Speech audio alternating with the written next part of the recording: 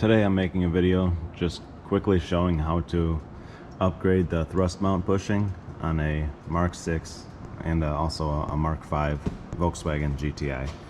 What I'm going to be using today is a 034 Motorsports insert.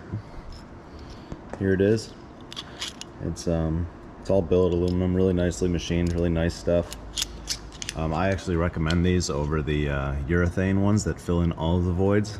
What I found is the ones that fill in all of these voids with urethane insert, those ones are more rigid and you get more vibration in the cabin because they don't allow for any movement, and it's pushed up against the rubber everywhere, so it fills all of the voids. These aluminum ones actually partially fill the gap, so it limits the amount of movement you get with this thrust mount.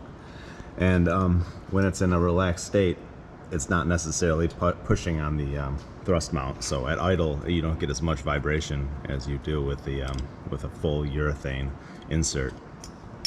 So the way they made this, I think this was kind of an afterthought, the second piece of this mount. It looks like at first they were planning on, I might be wrong about this, I'm just guessing, but it looks like at first they were planning on just taking this insert, sticking it in there like this, and then having this limit the amount of movement. But from what I hear, these weren't going in very far, and if you extend this long enough out where it would go far enough into the bushing where it would work correctly, it would bend this, because you wouldn't have enough support with this, with the way it's made.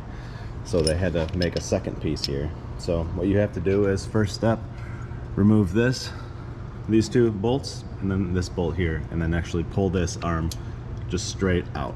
You don't have to do anything else, just these three bolts, and then you can move this arm straight out. So I'm gonna do that now. All right, with that arm out, you can see this insert, it can kind of only go in one way, the way it's shaped. It's shaped to conform to the bushing itself. So you pretty much take this and you're gonna stick this in up into this opening until it's that window lines up, so that you can shove that arm back through it again.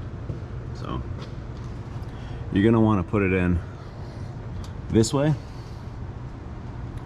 so that when this gets installed, I'll show you, I'm sorry. You push it in this way so that when this gets installed, it pushes up on it. And if it was the other way, you would push up on it and it would misalign the whole piece. So you can put some grease on this if you want. Put something that's safe to use on rubber. Brake grease, good choice. Use that, and then you can stick this into this opening until it lines up. And that's what I'm going to do now. Alright, I pushed that in through the bottom with a little bit of brake grease on it. And then once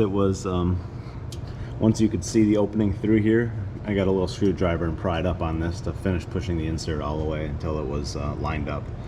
So you can see when it's all the way lined up, if you reach up here, it's flush with the bushing, and it's in as it should be. So now you're gonna want to stick the arm back on. So I'm gonna put the arm back on. The right thing to do right now is to actually replace these bolts. I believe that they're an angle torque. This is a customer supplied thing, and I don't have the new bolts, but you'd want to order those with the bushing. But I'm just gonna put the arm back in and the bolts back into place. Now that I reinserted that arm, you take the insert, and it comes with this little washer. They want you just to throw the washer inside of this like this. I'm not sure if that was an afterthought or why they did that, but whatever the case, you just push it up there. It only goes in one way. You can't mess it up. Put your bolts in, tighten it all down, and you're all set. Thank you.